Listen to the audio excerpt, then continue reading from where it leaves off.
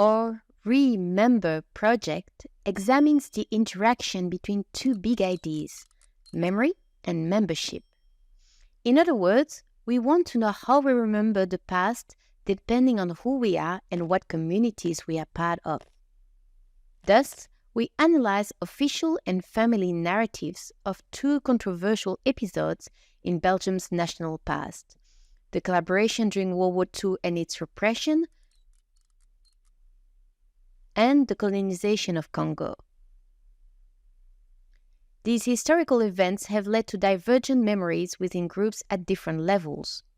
First, within the two main linguistic communities of the country, the French versus the Dutch-speaking Belgians. Second, there are differences between official representations of that past, such as the ones held by the government or what we can find in textbooks, and the way individuals talk privately about it. Finally, these events are represented differently across different generations. In our research, we investigate these two case studies using the hourglass metaphor. Beyond the apt allegory of the passing of time visualized as the accumulation of sand, both the shape of the hourglass and its invertible nature can be used as a representation of our approach. At the top of the hourglass lie the historical, political, and social contexts, what we call the macro level.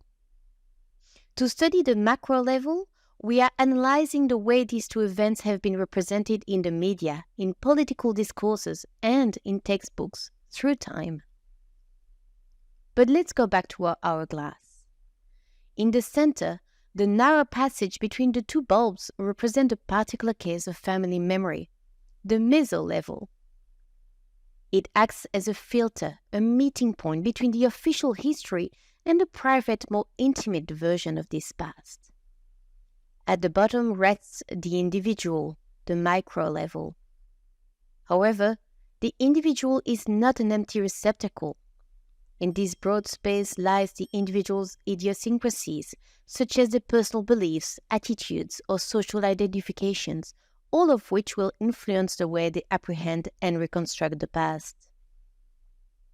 To examine these family and individual levels, we conduct in-depth interviews with members of different generations from families with a direct ancestor who collaborated during World War II or who lived in the Congo before its independence in 1960. If you recognize yourself in this description, please get in touch. We are still looking for participants. Indeed, we believe that we can also invert the hourglass, putting the individual and the family at the top. After all, it is the individuals themselves, not the groups to which they belong, who remember, and it is the weight of their memories that is brought to bear on the way history and societies represent the past.